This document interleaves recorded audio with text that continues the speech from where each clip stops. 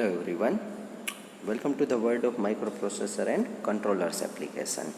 જો મિત્રો આપણે અત્યાર સુધી વાત કરીએ તો અત્યાર સુધી આપણે આપણા જે 5 યુનિટ છે માઇક્રોપ્રોસેસર અને કંટ્રોલર્સ એપ્લિકેશન સબ્જેક્ટની અંદર એના 5 યુનિટને ઓલરેડી કમ્પ્લીટ કરી ચૂક્યા છીએ આપણે. પરંતુ હવે એક્ઝામ પોઈન્ટ ઓફ વ્યૂથી જે 2 માર્કના ઇમ્પોર્ટન્ટ ક્વેશ્ચન પૂછાય છે. ઘણીવાર કેવું થતું હોય કે આપણે મોટા ક્વેશ્ચન ઉપર પૂરતું ધ્યાન આપતા હોઈએ. જે ક્વેશ્ચન આપણને 3 માર્ક 4 માર્ક અને 7 માર્કમાં પૂછાય એના ઉપર તો આપણું પૂરતું ફોકસ હોય જ, એના વિશે આપણે પૂરતી મહેનત પણ કરતા હોઈએ. પણ ઘણી વખત જે 2 માર્કના ક્વેશ્ચન છે એ આપણે ચૂકી જતા હોઈએ છીએ. તો કઈ પ્રકારના 2 માર્કના ક્વેશ્ચન આપણને એક્ઝામની અંદર પૂછાઈ શકે છે તેના વિશે આપણે આજના લેક્ચરની અંદર માહિતી મેળવશું. તો ટોપિકનું નામ છે important short question for GTU, એટલે કે જીટીયુ પોઈન્ટ ઓફ વ્યૂથી જે ઇમ્પોર્ટન્ટ ક્વેશ્ચન છે એના વિશે આપણે આની અંદર વાત કરવાની છે. તો 1 બાય 1 આપણે એક ક્વેશ્ચન સમજતા જઈએ, કેવી રીતે આપણને તે પૂછાઈ શકાય ને એની અંદર કેટલો આપણે આન્સર લખવાનો રહીએ તેના વિશે આપણે અત્યારે માહિતી મેળવીશું. તો આપણે સ્ટેપ બાય સ્ટેપ સ્ટાર્ટ કરીએ. તો એની અંદર સૌથી પહેલો ક્વેશ્ચન આપણે જોઈ શકીએ છીએ type of open loop and close loop control system. જો મિત્રો 2 માર્કનો ક્વેશ્ચન છે, માત્ર ટાઈપના નામ માગ્યા છે, ટાઈપ વિશે કોઈ ડિટેલ નથી માગી. ખાસ ધ્યાન રાખજો, કોઈ પણ સબ્જેક્ટ હોય એની અંદર સૌથી મહત્ત્વની વસ્તુ શું છે કે આપણને કઈ વસ્તુ પૂછવામાં આવેલી છે એ સમજવું જરૂરી છે. એક તો ઓલરેડી પેપર અમુક લેન્ધી હોવાના, એમાં પણ જો આપણે જરૂરિયાત કરતાં વધારે એક્સપ્લેનેશન આપીએ તો ખોટો આપણો ટાઈમ બગડે ને જે જરૂરિયાતની વસ્તુ આપણે અટેમ્પ કરવાની છે એ આપણે અટેમ્પ ના કરી શકીએ. એટલે કે જો પહેલા ક્વેશ્ચનની વાત કરીએ તો એની અંદર માત્ર type of open loop and close loop control system એવું આપણી પાસે માગેલું છે. તો માત્ર ટાઈપની આપણે મિત્રો વાત કરીએ તો ઓપન લૂપના ટાઈપની આપણે વાત કરીએ તો ઓપન લૂપના 3 ટાઈપ છે, આપણે સૌ જાણીએ જ છીએ.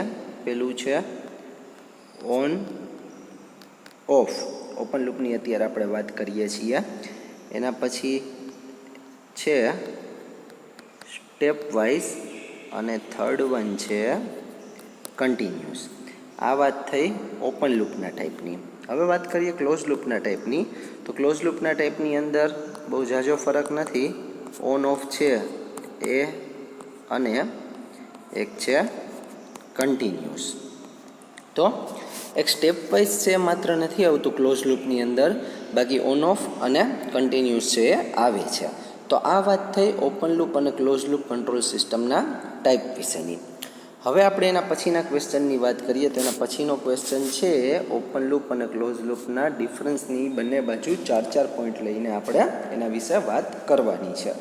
તો આપણે વાત કરીએ, આ બાજુ થઈ ઓપન લૂપ, આ બાજુ ફોર એક્ઝામ્પલ થયું ક્લોઝ લૂપ.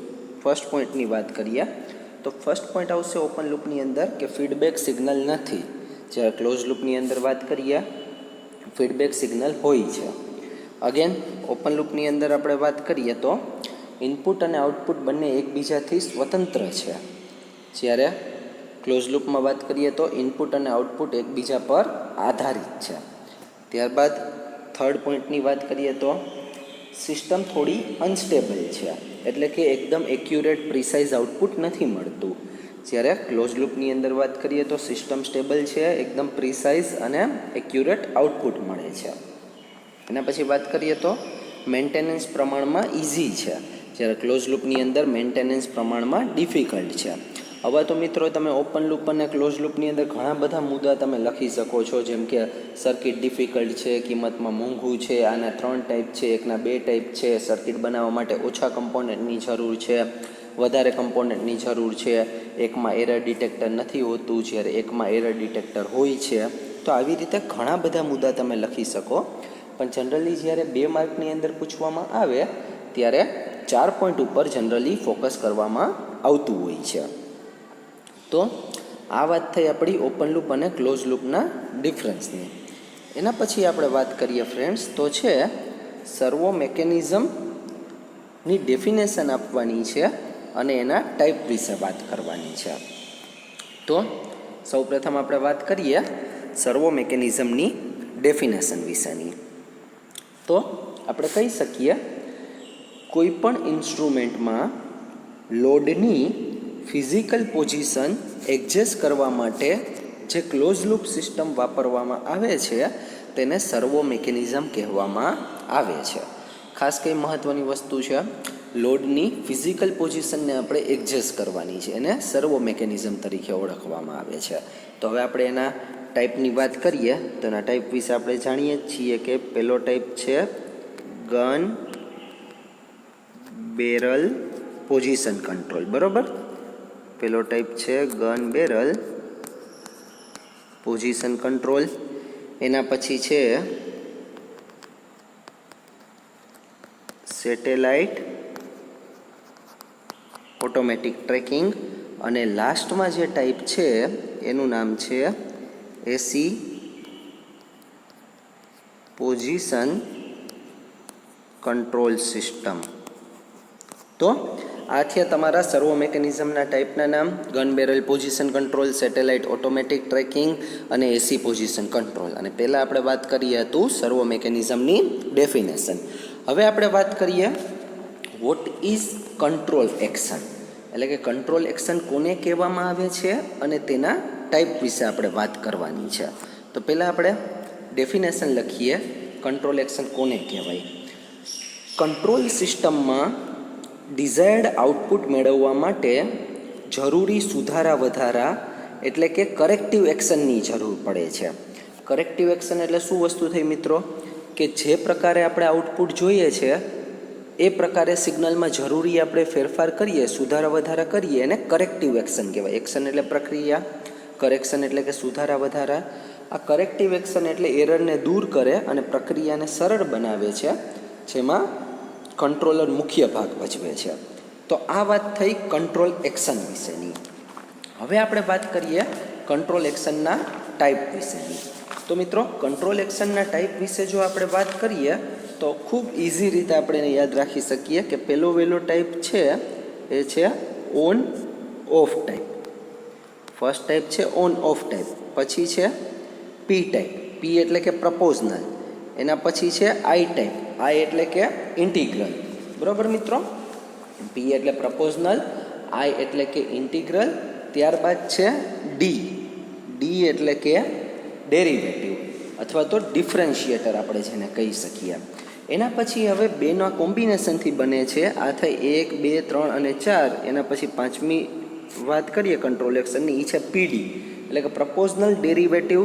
એના પછી છે પીઆઈ એટલે કે પ્રપોઝનલ ઇન્ટિગ્રલ, અને લાસ્ટમાં છે પીઆઈડી કંટ્રોલર કે જે પ્રપોઝનલ ઇન્ટિગ્રલ અને ડેરિવેટિવના કોમ્બિનેશનથી બનાવવામાં આવે છે. તો આ થઈ આપણી 7 પ્રકારની કંટ્રોલ એક્શનના નામ. બરાબર મિત્રો, તો જે 1 થી 4 ક્વેશ્ચન હતા એ આપણા ફર્સ્ટ યુનિટ કે જે ટાઈપ ઓફ કંટ્રોલ સિસ્ટમવાળું યુનિટ છે એના ઉપરથી હતા. હવે એના પછી વાત કરીએ 5th ક્વેશ્ચનની. તો 5th ક્વેશ્ચન છે ઇન્ટ્રોડક્શન ઓફ પીએલસી, એટલે કે પીએલસી વિશે તમારે ખૂબ જ શોર્ટમાં માહિતી આપવાની છે. 2 માર્કનો જ ક્વેશ્ચન છે ખાલી. તો એની અંદર લખી શકીએ ફ્રેન્ડ્સ આપણે કે પીએલસીનું પૂરું નામ પ્રોગ્રામેબલ લોજિક કંટ્રોલર છે. તે એક પ્રકારનું ઇન્ડસ્ટ્રીયલ ડિજિટલ કમ્પ્યુટર છે. ફેક્ટરીમાં થતી ઇલેક્ટ્રોમિકેનિકલ પ્રોસેસ ઓપરેટ અને હેન્ડલ કરવાનું કાર્ય પીએલસી કરે છે. નોર્મલ કમ્પ્યુટરમાં લિમિટેડ ઇનપુટ અને આઉટપુટ પોર્ટ હોય છે, જ્યારે પીએલસીમાં મલ્ટિપલ ઇનપુટ અને આઉટપુટ પોર્ટ હોય છે. આ ઉપરાંત તે ફેક્ટરીના એક્સ્ટ્રીમ એન્વાયરમેન્ટ જેવા કે પ્રેશર, વાઇબ્રેશન, નોઇઝ, હ્યુમિડિટી વગેરેમાં ખૂબ જ સારી રીતે કામગીરી કરી શકે છે. તો મિત્રો, આ વાત થઈ પીએલસીના બેઝિક ઇન્ટ્રોડક્શન વિશેની. જો 2 માર્કમાં પૂછવામાં આવે તો આટલી વસ્તુ આપણે એની અંદર લખવાની છીએ.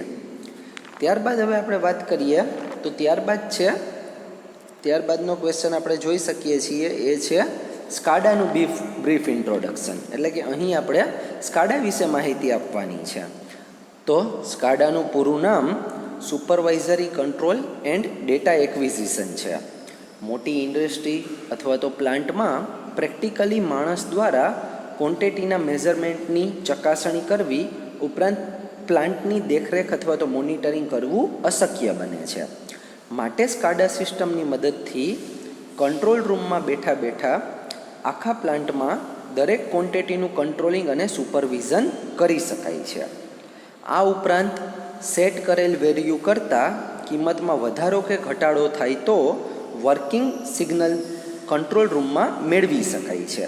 એટલે કે જે તે કિંમત તમે એકવાર સેટ કરી છે એના કરતાં ઓછી કે વધારે તમને કિંમત મળે તો વોર્નિંગ અલાર્મ તમને કંટ્રોલ રૂમમાં જનરેટ થઈને મળે છે.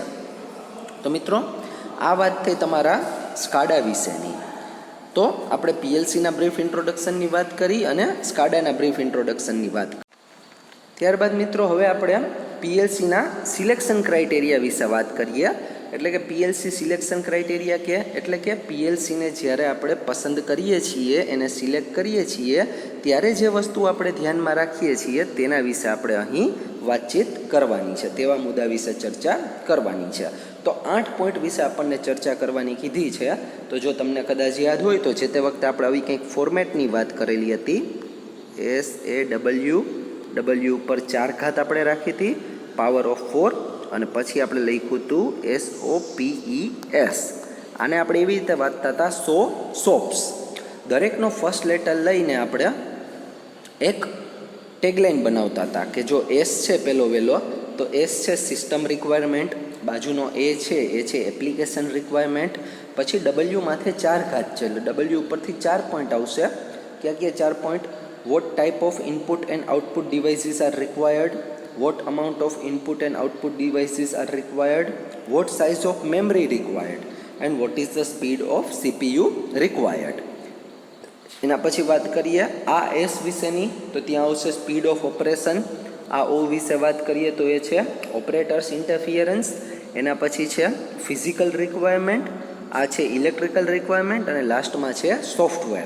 તો મિત્રો આ માત્ર આપણી પાસે અત્યારે 8 પોઈન્ટ માંગેલા છે, પરંતુ આ ટેગલાઇનની મદદથી તમે આવી રીતે બધા પોઈન્ટ છે એને આરામથી યાદ રાખી શકો છો. તો એ વસ્તુ થઈ આપણા પીએલસી સિલેક્શન ક્રાઇટેરિયાના પોઈન્ટ વિશેની. એના પછી આપણે આગળ વધીએ તો એના પછીનો જે ટોપિક છે એ છે સ્કાડાની એપ્લિકેશન. તો સ્કાડા કેના માટે વાપરવામાં આવે છે તો એની અંદર આપણે લખી શકીએ પાવર જનરેશન, ટ્રાન્સમિશન, ડિસ્ટ્રીબ્યુશન માટે, પછી ઓઇલ અને ગેસ રિફાઇનરી માટે, વેસ્ટ વોટર ટ્રીટમેન્ટ માટે, વોટર ડિસ્ટ્રીબ્યુશન માટે, ઓટોમોબાઈલ ઇન્ડસ્ટ્રી માટે, આવી ઘણી બધી જગ્યાએ આપણે સ્કાડાને વાપરી શકીએ છીએ. તો આ થઈ સ્કાડાની એપ્લિકેશન. જે જગ્યાએ તમારે ઓટોમેશનથી કામગીરી કરવાની છે, જે જગ્યાએ તમારે હ્યુમન ઇન્ટરફિયરન્સને ઘટાડીને મશીન ઇન્ટરફિયરન્સ વધારવાનો છે, ઇન્ટરફેસિંગ વધારવાનું છે, એ બધી જગ્યાએ આપણે સ્કાડાને વાપરી શકીએ છીએ. તો મિત્રો અહીંયા સુધી આપણે વાત કરી પીએલસી અને સ્કાડા નામના યુનિટ વિશેની. હવે આપણે વાત કરવા જઈ રહ્યા છીએ એના પછીનું યુનિટ કે જે છે બેઝિક્સ ઓફ માઇક્રો પ્રોસેસર. તો એની અંદર વાત કરીએ તો એની અંદર જે પહેલો ક્વેશ્ચન છે એ કંઈક આવો છે, explain all buses of micro processor 8085. એટલે કે માઇક્રો પ્રોસેસર 8085ની દરેક બસને આપણે એની અંદર સમજાવવાની છે, એના વિશે માહિતી આપવાની છે. તો પહેલાં તો આપણે બસ કોને કહેવામાં આવે તેના વિશે વાત કરીએ. ઘણીવાર એવો ક્વેશ્ચન પણ પૂછવામાં આવે કે વોટ ઇઝ ધ બસ. તો બસ એટલે વાયરનું એક સાથે જોડાયેલું ગ્રુપ અથવા તો વાયરનું કલેક્શન. જે it is a collection of wire, એટલે કે બધાય વાયરને એકબીજા સાથે જે જોડવામાં આવેલા હોય એને બસ તરીકે ઓળખવામાં આવે. તો પહેલાં બસની એની અંદર વાત કરીએ તો પહેલી બસ છે એનું નામ છે ડેટા બસ. તો લખો એની અંદર માઇક્રો પ્રોસેસરમાં 8 બીટની બાયડાયરેક્શનલ ડેટા બસ છે, જેનું મુખ્ય કાર્ય માઇક્રો પ્રોસેસર અને આઈઓ તેમજ મેમરી વચ્ચે ડેટાની આપ-લે કરવાનું છે. 8 બીટની બાયડાયરેક્શનલ, બરાબર. એના પછી આપણે વાત કરીએ બીજી બસ છે એડ્રેસ બસ. જો મિત્રો આ બધી વસ્તુ આપણે ક્યાંક ને ક્યાંક પહેલાં શીખી જ ચૂકેલા છીએ. આ તો કેવી રીતે આપણને ક્વેશ્ચન પૂછવામાં આવે તો એનો આન્સર શું હોઈ શકે એની આપણે અત્યારે ચર્ચા કરીએ છીએ. ઓલરેડી આપણે આ બધાના વિડીયો લેક્ચર કન્ડક્ટ કરી લીધા છે. તમે જો પાસ્ટ લેક્ચર્સ અમુક જોશો, રિફર કરશો તો આ બધી વસ્તુ તમને એની અંદર મળી જશે. કોઈ વસ્તુ અહીંયા હું નવી નથી અત્યારે તમને કરાવડાવતો, બરાબર. પછી છે એડ્રેસ બસ. માઇક્રો પ્રોસેસરમાં 16 બીટની યુનિડાયરેક્શનલ એડ્રેસ બસ છે, જેનું મુખ્ય કાર્ય મેમરી લોકેશનના એડ્રેસ તેમજ પેરીફેરલના પોર્ટ નંબર ટ્રાન્સફર કરવાનું છે. આ ઉપરાંત માઇક્રોપ્રોસેસરની એડ્રેસ બસની મદદથી તેની ઇન્ટરનલ મેમરી કેટલી છે તે જાણી શકાય છે. જેમ કે 2n, જ્યાં n એટલે કે number of bit of address bus. તો 16 બીટની એડ્રેસ બસ છે તો 2ની 16 ઘાત થઈ, એટલે કે આને કહેવાય 64 KB. એટલે કે આપણે કહી શકીએ કે માઇક્રોપ્રોસેસર 8085ની ઇન્ટરનલ મેમરી 64 KB છે. બરાબર, આ થયું એડ્રેસ બસ. એના પછી લાસ્ટમાં વાત કરીએ તો છેલ્લી બસ છે એનું નામ છે કંટ્રોલ બસ. લાસ્ટમાં જે બસ છે એનું નામ છે કંટ્રોલ બસ. તો લખો એની અંદર, જ્યારે માઇક્રોપ્રોસેસર ઇન્ટરનલ કે એક્સટર્નલ કાર્ય કરતું હોય ત્યારે જરૂરી એવા કંટ્રોલ સિગ્નલ મોનિટરિંગ અને સુપરવિઝન કરવા માટે સિગ્નલ જનરેટ કરે છે. તો મિત્રો, આ વાત થઈ આપણી ઓલ બસીસ ઓફ માઇક્રોપ્રોસેસર વિશેની. ત્યારબાદ આપણે વાત કરીએ briefing of interrupt circuit with type. એટલે કે ઇન્ટરપ્ટ સર્કિટ કોને કહેવાય એને ટાઈપ સાથે સમજાવવાનું છે. તો સૌથી પહેલાં લખો મિત્રો કે માઇક્રોપ્રોસેસરમાં જ્યારે ઇન્ટરપ્ટ સિગ્નલ જનરેટ થાય છે ત્યારે માઇક્રોપ્રોસેસર હાલ પૂરતું પોતાનું બધું કાર્ય અટકાવી દે છે અને ISR એટલે કે ઇન્ટરપ્ટ સબ રૂટીન પર જમ્પ કરે છે.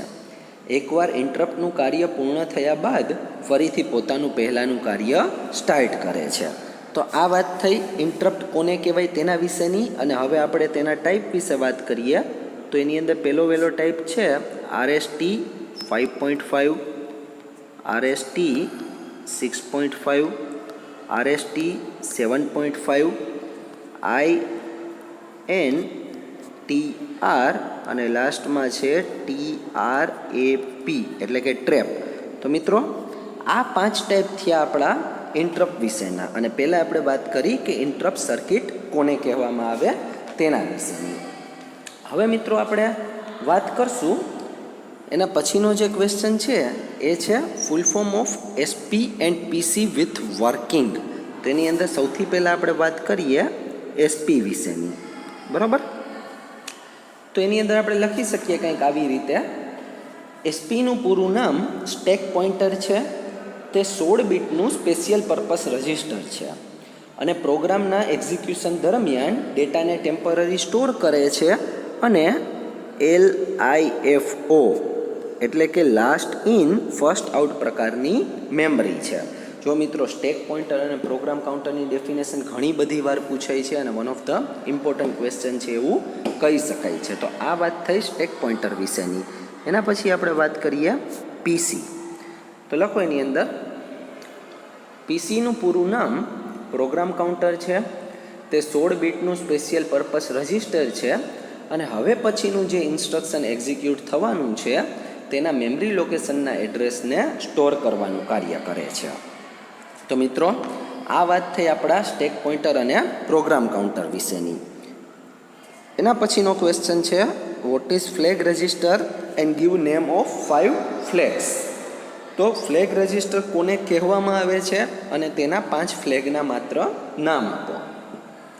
જ્યારે કોઈ ઇન્સ્ટ્રક્શનને એક્ઝિક્યુટ કરવામાં આવે ત્યારે મળતા રિઝલ્ટને આધારે sign flag, zero flag, auxiliary flag, parity flag અને કેરી ફ્લેગને સેટ અથવા તો રીસેટ કરવામાં આવે છે. ફ્લેગ રજિસ્ટર શું છે? એક 8 બીટનો એક રજિસ્ટર છે કે જેની અંદર 5 ફ્લેગ રહેલા છે. જ્યારે કોઈ પણ ઇન્સ્ટ્રક્શન એક્ઝિક્યુટ કરવામાં આવે ત્યારે મળતા રિઝલ્ટને આધારે આ 5 ફ્લેગ છે એ સેટ અથવા તો રીસેટ થઈ છે. તો 5 ફ્લેગના આપણે નામ જોઈ લઈએ. પહેલું નામ છે સાઇન ફ્લેગ, એના પછી છે ઝીરો ફ્લેગ, એના પછી વાત કરીએ તો છે પેરિટી ફ્લેગ, એના પછી છે કેરી ફ્લેગ અને એના પછી છેલ્લું છે ઓક્ઝિલરી કેરી ફ્લેગ. તો મિત્રો, આ 5 નામ થયા ફ્લેગ રજિસ્ટરના. બરાબર, તો આ ક્વેશ્ચન આપણો થયો flag register with it's type. તો મિત્રો, ત્યારબાદ આપણે વાત કરીએ તો 13 જે ક્વેશ્ચન છે એ કંઈક આ રીતનો છે કે function of IO slash memory ALE X1 અને X2, એટલે કે આ બધી પિનની આપણે એની અંદર માહિતી આપવાની છે. તો સૌથી પહેલાં આપણે પહેલી પિનની શરૂઆત કરીએ.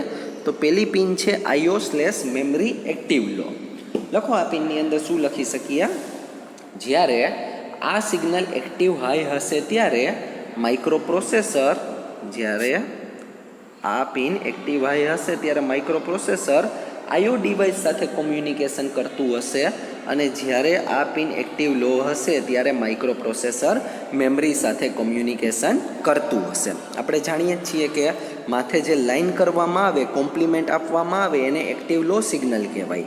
બરોબર ફ્રેન્ડ્સ? તો આ થયું IO slash memory active low. એના પછી વાત કરીએ ALE. તો એની અંદર આપણે લખી શકીએ ALEનું પૂરું નામ એડ્રેસ લેચ ઇનેબલ છે. તેનું મુખ્ય કાર્ય મલ્ટીપ્લેક્સ એડ્રેસ અને ડેટાને સેપરેટ કરવાનું છે. મલ્ટીપ્લેક્સ એડ્રેસ અને ડેટા એટલે કે AD0 થી લઈ અને AD7ને સેપરેટ કરવાનું છે. જ્યારે આ પિન એક્ટિવ હાઈ હશે ત્યારે આપણને A0 થી A7 મળશે, અને જ્યારે આ પિન એક્ટિવ લો હશે ત્યારે આપણને D0 થી D7 મળશે. તો આવી રીતે AD0 થી લઈને AD7ને સેપરેટ કરવા માટે આપણે એડ્રેસ લેચ ઇનેબલ પિન વાપરીએ છીએ. ત્યારબાદ લાસ્ટ પિનની વાત કરીએ તો એ છે X1 અને X2. તો જો મિત્રો, આ પિનની આપણે વાત કરીએ તો કહી શકીએ કે X1 અને X2 ક્રિસ્ટલ ઓસિલેટર છે અને જરૂરી એવી ઓપરેટિંગ ફ્રીક્વન્સી જનરેટ કરે છે. તો આ વાત થઈ IO slash memory ALE X1 અને X2 પિનની. એના પછી આપણે વાત કરીએ what is the operating frequency of 8085, એટલે કે 8085ની ઓપરેટિંગ ફ્રીક્વન્સી કેટલી છે? તો કંઈક આ રીતે આપણે લખી શકીએ મિત્રો, operating frequency is equal to 1/2 CF. એટલે કે આ CF શું છે મિત્રો? કે ક્રિસ્ટલ ફ્રીક્વન્સી છે. બરાબર? તો હવે અહીંયા આપણે લખી શકીએ 1/2. તો આ કેટલી છે? 6.14 મેગાહર્ટ્ઝ છે. આ છે 6.14 મેગાહર્ટ્ઝ છે. તો લાસ્ટમાં આપણને કેટલી મળશે? લાસ્ટમાં આપણને મળશે 3.07 મેગાહર્ટ્ઝ. બરાબર મિત્રો? તો આ થઈ એની આપણી ઓપરેટિંગ ફ્રીક્વન્સી. તો જો ઓપરેટિંગ ફ્રીક્વન્સી પૂછવામાં આવે તો આટલી વસ્તુ તમારે એની અંદર લખવાની રહેશે. ત્યારબાદ આપણે વાત કરીએ તો ત્યારબાદ છે explain working of DMA controller. તો DMA કંટ્રોલર શું છે તેના વિશે આપણે અહીં માહિતી આપવાની છે. તો લખો મિત્રો, DMA કંટ્રોલરનું પૂરું નામ ડાયરેક્ટ મેમરી એક્સેસ છે. તે 2 પિનની મદદથી કામગીરી કરે છે. કઈ 2 પિન એ પણ આપણે લખી નાખીએ. DMA કંટ્રોલર હંમેશા હોલ્ડ અને HLDA એટલે કે હોલ્ડ એકનોલેજમેન્ટ આ 2 પિન સાથે કાર્ય કરે છે. તો લખી શકીએ આપણે આ બંને પિનનો કંટ્રોલ DMA કંટ્રોલર દ્વારા કરવામાં આવે છે. જ્યારે હોલ્ડ સિગ્નલ જનરેટ થાય ત્યારે માઇક્રોપ્રોસેસર પોતાની બધી બસનો કંટ્રોલ DMAને આપી દે છે, અને HLDAની મદદથી ત્રણેય બસનો કંટ્રોલ સોંપાઈ ગયેલ છે તેની જાણ કરવામાં આવે છે. એકનોલેજમેન્ટ એટલે કે જાણ કરવું, એટલે કે પોતાની ત્રણેય બસ એટલે કે ડેટા બસ, એડ્રેસ બસ અને કંટ્રોલ બસનો કંટ્રોલ સોંપી દીધેલ છે એની જાણ કરવામાં આવે છે. તો મિત્રો, આ વાત થઈ વર્કિંગ ઓફ DMA કંટ્રોલર, કે DMA કંટ્રોલર છે એ કેવી રીતે કામગીરી કરે છે એના વિશે વાત કરીએ આપણે. ત્યારબાદ આપણે વાત કરીએ explain about general purpose register of 8085, એટલે કે 8085ના જનરલ પર્પસ રજિસ્ટર વિશે માહિતી આપવાની છે. તો એની અંદર આપણે લખી શકીએ કે 8085માં 6 જનરલ પર્પસ રજિસ્ટર જેવા કે B, C, D, E, H અને L રહેલા છે. આ 6 જનરલ પર્પસ રજિસ્ટર 8 બીટના છે. જો એને 16 બીટ તરીકે વાપરવું હોય તો એને રજિસ્ટર પેર તરીકે, જેમ કે B ને C સાથે, D ને E સાથે અને H ને L સાથે વાપરીને એને આપણે રજિસ્ટર પેર તરીકે ઓળખીએ છીએ, અને એને આપણે 16 બીટના ઓપરેશન માટે વાપરી શકીએ છીએ. તો આ માહિતી થઈ જનરલ પર્પસ રજિસ્ટર વિશેની મિત્રો. ત્યારબાદ આપણે વાત કરીએ give classification of instruction group, કે 8085ની અંદર જે ઇન્સ્ટ્રક્શન રહેલા છે એના ક્લાસિફિકેશન વિશે હવે વાત કરવાની છે. તો 4 ભાગની અંદર ઇન્સ્ટ્રક્શનનું ક્લાસિફિકેશન આપણે કરી શકીએ છીએ. એની અંદર જો આપણે પહેલા ગ્રુપની વાત કરીએ તો પહેલું છે ડેટા ટ્રાન્સફર ગ્રુપ. એના પછી બીજા ગ્રુપની વાત કરીએ તો બીજું છે એરેથમેટિક ગ્રુપ. ત્રીજાની વાત કરીએ તો ત્રીજું છે લોજિકલ ગ્રુપ. અને ચોથાની વાત કરીએ તો ચોથું છે બ્રાન્ચિંગ ગ્રુપ. ચોથું છે બ્રાન્ચિંગ ગ્રુપ. બરાબર. તો આપણે 4 પ્રકારે કેવી રીતે આ ઇન્સ્ટ્રક્શનને ક્લાસિફાઈ કરી શકીએ છીએ એના માટે ઓલરેડી આપણે 2 વિડીયો ઇન્સ્ટ્રક્શન ક્લાસિફિકેશન પાર્ટ 1 અને પાર્ટ 2 બનાવેલા છે. આ માત્ર એના નામ વિશે આપણને પૂછવામાં આવેલું છે. ત્યારબાદ આપણે વાત કરીએ તો ઘણી બધી વાર એની અંદર 2 ઇન્સ્ટ્રક્શનને વારંવાર પૂછવામાં આવે છે. એમ તો કોઈ પણ ઇન્સ્ટ્રક્શન મિત્રો પૂછી શકાય, પરંતુ 2 ઇન્સ્ટ્રક્શનને વારંવાર પૂછવામાં આવે છે. ઘણી બધી વાર એને પૂછવામાં આવેલા છે. એ ઇન્સ્ટ્રક્શન છે STA અને LDA. તો એની અંદર આપણે પહેલી વાત કરીએ STA વિશેની. તો STAનું પૂરું નામ થાય સ્ટોર અક્યુમ્યુલેટર. તો આ શું કરશે? અક્યુમ્યુલેટરના ડેટાને 16 બીટના મેમરી લોકેશનમાં સ્ટોર કરવાનું કાર્ય કરશે. ખાસ ધ્યાન રાખજો, STAનું પૂરું નામ છે સ્ટોર અક્યુમ્યુલેટર, અને અક્યુમ્યુલેટરમાં રહેલા 8 બીટના ડેટાને 16 બીટના મેમરી લોકેશન ઉપર સ્ટોર કરવાનું કાર્ય કરશે. ત્યારબાદ વાત કરીએ LDA. તો LDAનું પૂરું નામ છે લોડ અક્યુમ્યુલેટર. તો એની અંદર લખો મિત્રો, LDAનું પૂરું નામ છે લોડ અક્યુમ્યુલેટર. તો એની અંદર આપણે લખી શકીએ 16 બીટના મેમરી લોકેશનનો 8 બીટનો ડેટા અક્યુમ્યુલેટરમાં લોડ થાય છે. 16 બીટના મેમરી લોકેશનનો 8 બીટનો ડેટા અક્યુમ્યુલેટરમાં લોડ કરવામાં આવે છે. તો આ વાત થઈ STA અને LDAની. અને મિત્રો અહીંયા આપણે વાત કરીએ તો અહીંયા આપણું જે સેકન્ડ યુનિટ છે બેઝિક્સ ઓફ માઇક્રો પ્રોસેસર, એના લાગતા વળગતા ક્વેશ્ચન છે અહીં પૂર્ણ થાય છે. તો એના પછીના ક્વેશ્ચનની આપણે વાત કરીએ તો આપણે કહી શકીએ give memory classification in brief. એટલે કે મેમરીનું ક્લાસિફિકેશન આપણે ડિટેલની અંદર સમજાવવાનું છે. તો મેમરીને બહુ બેઝિકલી આપણે જોવા જઈએ તો પ્રાઇમરી અને સેકન્ડરી મેમરી તરીકે આપણે ડિવાઈડ કરી શકીએ. પ્રાઇમરી મેમરીની જો વાત કરીએ તો એની અંદર રેમ, રોમ એ બધી મેમરી આવે. જ્યારે સેકન્ડરી મેમરીની અંદર વાત કરીએ તો આપણે ફ્લોપી ડિસ્ક છે, ફ્લેશ ડ્રાઈવ છે, એ બધી વસ્તુ છે એ સેકન્ડરી મેમરીની અંદર આવે. પણ જનરલી આપણે ક્લાસિફિકેશન આપીએ તો પ્રાઇમરી મેમરીથી આપણે ક્લાસિફિકેશન આપીએ તો કંઈક આવી રીતે આપણે આપી શકીએ કે ભાઈ આ થઈ રેમ, બીજો પાર્ટ થયો રોમ. રેમના પાછા આગળ જતા ભાગની આપણે વાત કરીએ તો રેમના 2 પાર્ટ છે SRAM અને DRAM. રોમના પાર્ટની આપણે વાત કરીએ તો રોમની અંદર કહી શકીએ PROM, MROM, EPROM, EEPROM. તો આ પ્રકારેથી આ રેમના પાર્ટની વાત, તો આને કહેવાય મેમરી ક્લાસિફિકેશન. આવી રીતે તમારે એક ટ્રી બનાવવાનું રહીએ.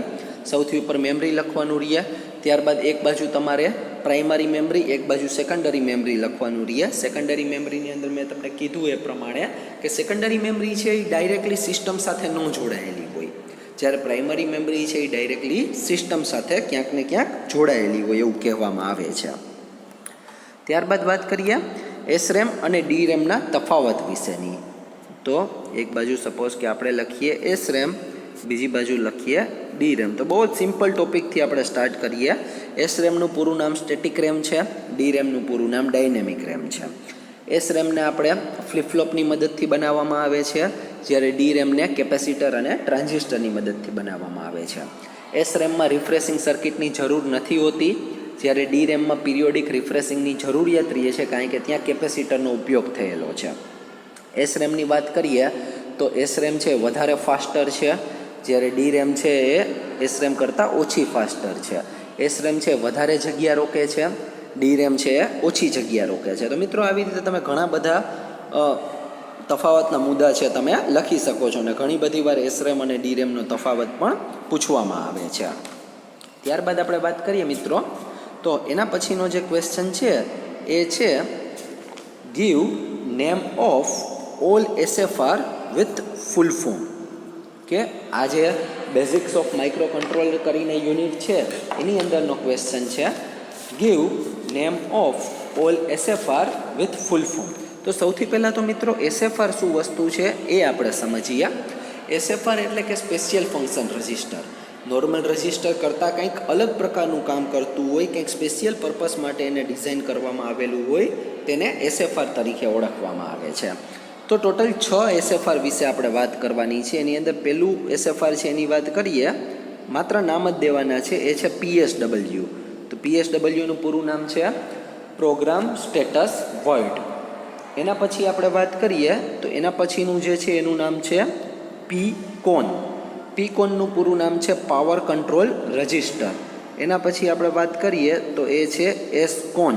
એનું નામ છે સિરિયલ કંટ્રોલ રજિસ્ટર. એના પછી વાત કરીએ તો છે TCON કે જેનું નામ છે ટાઈમર કંટ્રોલ રજિસ્ટર.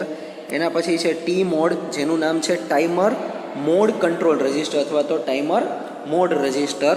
અને લાસ્ટમાં છઠ્ઠું જે છે એનું નામ છે SBUF. SBUF એટલે કે સિરિયલ બફર તરીકે જેને આપણે ઓળખીએ છીએ મિત્રો. તો આ વાત થઈ આપણા 6 SFRની. અને મિત્રો ઘણીવાર એવું પણ બને 2 માર્કની અંદર તમને આમાંથી કોઈ પણ એક SFRની ફોર્મેટ ખાલી પૂછવામાં આવે. ફોર્મેટ એટલે આપણે સૌ જાણીએ જ છીએ, આવી રીતે જે આપણે ડ્રો કરતા હતા કયા બીટમાં શું ડેટા આવે એને એની ફોર્મેટ તરીકે ઓળખવામાં આવે છે. ત્યારબાદ આપણે વાત કરીએ તો એના પછીનો ક્વેશ્ચન છે give name of all data transfer scheme. તો અહીંયાથી આપણું પાછું નવું યુનિટ ચાલુ થાય છે. પહેલાં યુનિટ હતું એ હતું બેઝિક્સ ઓફ માઇક્રો કંટ્રોલર, અને હવે અહીંથી યુનિટ ચાલુ થઈ છે એ છે micro processor and micro controllers application. તો એની અંદર જો આપણે આપણા પહેલા ક્વેશ્ચનની વાત કરીએ તો એ છે give name of all data transfer scheme. તો ડેટા ટ્રાન્સફર સ્કીમ જે 3 પ્રકારની છે એના માત્ર નામ દેવાના છે. એની અંદર પહેલું વહેલું છે પોલિંગ. પહેલી વહેલી જે સ્કીમનું નામ છે એ નામ આપણે જાણીએ છીએ, એ નામ છે પોલિંગ. બરાબર મિત્રો. ત્યારબાદ આપણે વાત કરીએ તો એના પછી છે ઇન્ટરપ્ટ ડ્રીવન. ત્યારબાદ છે ઇન્ટરપ્ટ ડ્રીવન. અને છેલ્લી જે સ્કીમ છે એનું નામ છે DMA. તો આ થઈ 1, 2 અને 3 ડેટા ટ્રાન્સફર સ્કીમના માત્ર નામ. એના પછી મિત્રો વાત કરીએ તો એના પછી છે explain about BSR mode of 8255. એટલે કે 8255 જે પ્રોગ્રામેબલ પેરિફેરલ ઇન્ટરફેસ IC છે એની અંદર BSR મોડ કેવી રીતે કામગીરી કરે છે તેની માહિતી આપણે આપવાની છે. તો સૌથી પહેલાં લખીએ આપણે BSR. તો BSRનું ફૂલ ફોર્મ છે બીટ સેટ રીસેટ મોડ. BSRનું પૂરું નામ છે બીટ સેટ રીસેટ મોડ. અને તેનો ઉપયોગ મોટે ભાગે પોર્ટ Cના બીટને ઇન્ડિવિડ્યુઅલી સેટ અથવા તો રીસેટ કરવા માટે છે. ઇન્ડિવિડ્યુઅલી એના બીટ એટલે કે PC 0 થી લઈને PC 7 સુધીના જે 8 બીટ છે એમાંથી કોઈ પણ એક બીટને તમારે સેટ અથવા તો રીસેટ કરવો હોય એના માટે BSR મોડનો ઉપયોગ થાય છે. BSR મોડ પણ આપણે એની આખી ફોર્મેટ સહિત ડિટેલમાં પહેલાં જોઈ ચૂક્યા છીએ. BSR એટલે કે બીટ સેટ રીસેટ મોડ. ત્યારબાદ મિત્રો આપણે વાત કરીએ તો છે ફંક્શન ઓફ. ત્યારબાદનો જે ક્વેશ્ચન છે એનું નામ છે ફંક્શન ઓફ CS A1 અને A0 ઇન 8255. તો CS એટલે આપણે જાણીએ છીએ ચિપ સિલેક્ટ એનું નામ છે, અને A1 અને A0 છે એડ્રેસ લાઇન છે. તો આપણે કહી શકીએ કે CS A1 અને A0ની મદદથી કયા સમયે કયો પોર્ટ અથવા તો 8255 કંટ્રોલ રજિસ્ટર કામગીરી કરશે કે નહીં તે આપણે જાણી શકીએ છીએ. તો કેવી રીતે જાણી શકીએ? સપોઝ કે અહીંયા આપણે લખ્યું CS, આ થયું A1, આ થયું A0, અહીંયા આપણે લખ્યું એક્શન. એક્શન એટલે કે કેવી પ્રક્રિયા થશે એ. સપોઝ કે બધા 0, ત્યારબાદ 0 0 1, ત્યારબાદ 0 1 0, ત્યારબાદ 0 1 1 અને લાસ્ટમાં 1 x x. તો જ્યારે પહેલી વહેલી આ રીતનું કોમ્બિનેશન હશે ત્યારે પોર્ટ A સિલેક્ટ થશે, આમાં પોર્ટ B સિલેક્ટ થશે, અહીંયા પોર્ટ સી સિલેક્ટ થશે, અહીંયા 8255 કંટ્રોલ રજિસ્ટર સિલેક્ટ થશે અને અહીંયા 8255 કંટ્રોલ રજિસ્ટર સિલેક્ટ નહીં થાય. એટલે આપણે કહી શકીએ કે CS A1 અને A0ની મદદથી કયા સમયે કયો પોર્ટ કામગીરી કરશે અને 8255 કંટ્રોલ રજિસ્ટર કામગીરી કરશે કે નહીં તે આપણે જાણી શકીએ છીએ. ત્યારબાદનો જે લાસ્ટ ક્વેશ્ચન છે તેના વિશે વાત કરીએ. What is decoder with types? તો મિત્રો ડીકોડર કોને કહેવામાં આવે અને તેના ટાઈપ વિશે વાત કરવાની છે. તો આપણે કહી શકીએ decoder is one kind of data distributor device, એટલે કે ડેટા ડિસ્ટ્રીબ્યુટર ડિવાઇસ છે કે જે ઓછા નંબર ઓફ ઇનપુટમાંથી વધારે નંબર ઓફ, એટલે કે લેસ ઇનપુટમાંથી મોર આઉટપુટ આપવાનું જે કામ કરે તેને ડીકોડર તરીકે ઓળખવામાં આવે છે. અને ડીકોડરના ટાઈપની વાત કરીએ તો એ છે 2 to 4 ડીકોડર, એટલે કે 2 ઇનપુટ આપીએ અને 4 આઉટપુટ મળે તેવું decoder, 3 to 8 decoder, 4 to 16 decoder. આવી રીતના જનરલી ડીકોડર છે એ હોય છે કે જે લેસ નંબર ઓફ ઇનપુટમાંથી મોર નંબર ઓફ આઉટપુટ આપણને આપતા હોય છે. તમારી એક્ઝામ પોઈન્ટ ઓફ વ્યૂથી વાત કરીએ તો 3 to 8 ડીકોડર ઘણીવાર પૂછવામાં આવે છે કે જેમાં 3 ઇનપુટ હોય છે અને 8 આઉટપુટ રહેલા હોય છે. તો મિત્રો આ વાત થઈ આપણા GTU બેઝ શોર્ટ ક્વેશ્ચનની કે જે 2 માર્કના ક્વેશ્ચન પૂછવામાં આવે કેવી રીતે પૂછવામાં આવે. જો આ જ જગ્યાએ આનું વેઇટેજ 3 કે 4 માર્ક હોય તો આ જ વસ્તુને તમારે થોડી વધારે ડિટેલમાં સમજવાની રહે. એટલે કે આ લેક્ચર છે ખૂબ એટલે ખૂબ જાજો ઇમ્પોર્ટન્ટ છે. આને તમે ખૂબ ધ્યાનથી સમજજો. ખાલી આ 25 ક્વેશ્ચન તમે કરી લેશો તો પણ તમારો ઘણો બધો સિલેબસ છે એ કવર થઈ જશે. તો મિત્રો અહીં આપણે ઓફિશિયલી આપણું micro processor and controllers application subject છે એ પૂર્ણ કરીએ છીએ. તમને કોઈ પણને કંઈ પણ ડાઉટ હોય તો તમે યુટ્યુબ ચેનલની અંદર કમેન્ટ બોક્સની અંદર ક્વેશ્ચન લખી શકો છો. આ ઉપરાંત તમે કોઈ પણ રીતે મારા કોન્ટેક્ટમાં રહીને મારી સાથે વાતચીત કરીને તમારા ડાઉટ ક્લિયર કરી શકો છો. Thank you friends.